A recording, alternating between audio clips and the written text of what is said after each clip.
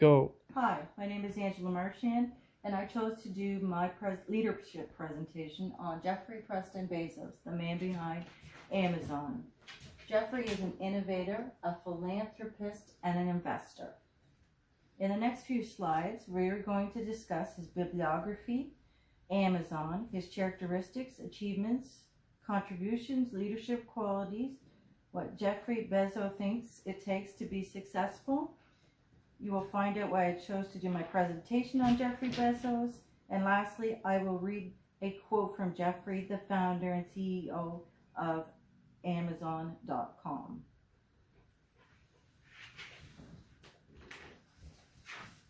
Okay, so Jeffrey was born January 12th, 1964 in a little town called Albuquerque, New Mexico. He was born to Ted and Jacqueline Gies Jorgensen. They were married very young, and sadly to say, Jeffrey's parents ended up in divorce. Jacqueline remarried Miguel Bezos, who was a Cuban immigrant that studied at the University of Albuquerque. It was not too long after Jacqueline and Miguel got married that Miguel ended up adopting Jeffrey as his own. Jeffrey has two siblings, Christina and Mark. Christina is 5 years younger than Jeffrey, and Mark is 6 years younger than Jeffrey. And I watched a video on them the other day, and it was kind of funny because they said when they were out playing in the yard and stuff, Jeffrey was in the family garage inventing stuff. They always wondered when they got home from school and if they went in the garage, if they would even have a garage left when Jeffrey was done with it. Another thing I watched a video of was Jeffrey's childhood, and it was his childhood friends that said that they discovered this computer in the classroom in 1974, so you can imagine what the computer looked like. Anyways, with Jeffrey, you would think it would be doing research and stuff, but they ended up being playing Star Trek games. So there we found out that he was a Star Trek fan. After school, he ended up graduating, and he ended up getting 2 degrees, electrical engineering and computer science in 1986. He worked on Wall Street, and his first place of employment was D. Shaw & Company in New York in 1990. That is where he met his first love, Mackenzie Tuttle. They ended up getting married in 1993, and they just actually filed for divorce in January 2019. Together, they have 4 children, 3 sons and 1 girl. They adopted from China.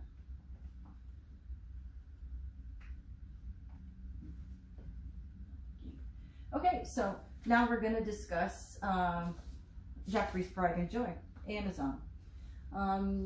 Now, he ended up figuring out what the name would be as he was driving to Seattle. His wife and him decided that that's where they were going to live. So he thought, what can I name the company? It's going to be big. What can I name it? So he thought, well, something for the first letter of the alphabet. So he hemmed and hawed about it, and then he thought, you know what? It's going to be big. It's going to start with A.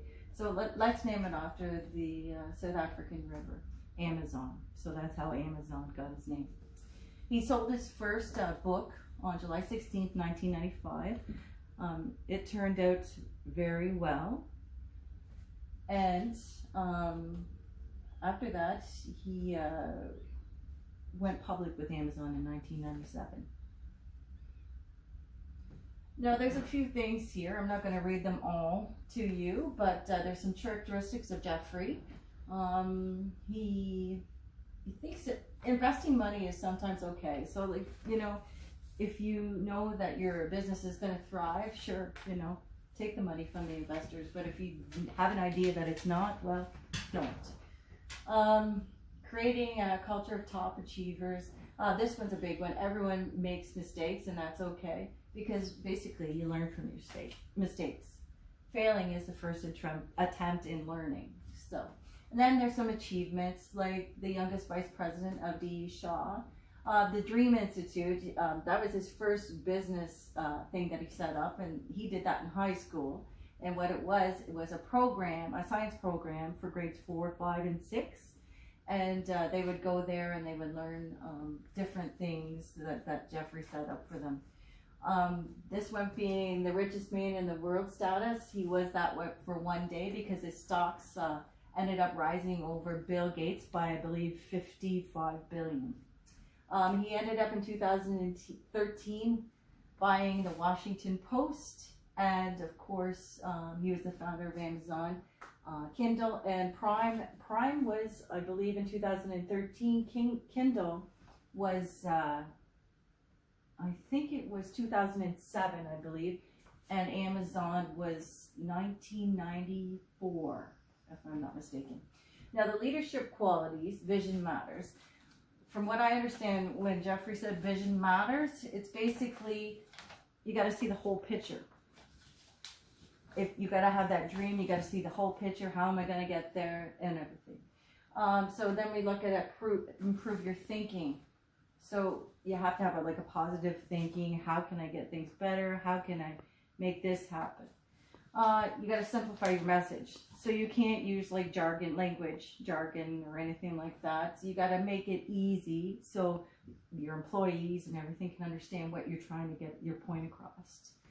You have to stay committed. So that means well, I'm not going out tonight because I have a big business deal that I got to settle and stuff like that. Know your market. You got to know what market you're investing something. You're not going to take books and sell it in a retail store where a department store where there's clothes and stuff like that. So you got to really know your markets, and never miss an opportunity to self-promote. You always have to self-promote yourself. When you're into a business, you want to share your product with people because you want to get it out there so everybody else can experience it as well and maybe purchase. Now, the quote I have for Jeffrey Bezos is, I knew that if I failed, I wouldn't regret that, but I knew the one thing I might regret is not trying. So basically, he's saying it's okay if I fail. The only thing is, if I don't try this, I'll never know if I will succeed. Now, why did I choose Jeff Bezos for my presentation? Because I find that his drive and determination inspires me. It makes me want to, start a company, make me want to do things. And I admire his ability to, and his drive to become what he is today. Definitely a risk taker, because who takes $300,000 from their parents and goes, miles and miles away from them, not knowing, and his parents not knowing if they're ever going to get their money back.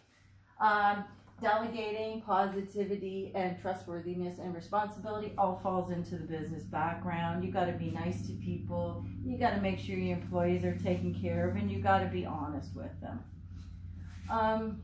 Now, what does it take to be successful, Jeffrey? Well, surround yourself with the best possible team. From what I understand and read about Jeffrey, his team is very small. He keeps it quite simple. Learn from your mistakes. Everybody learns from your mistakes. That's how you improve yourself. Stay frugal, stand firm, and think big. Always look at the big picture. Now, I threw this in as well because I thought it was kind of cute, because Jeffrey keeps his circle very small. It's, if you can't feed a team with 2 pizzas, it's too large. And thank you.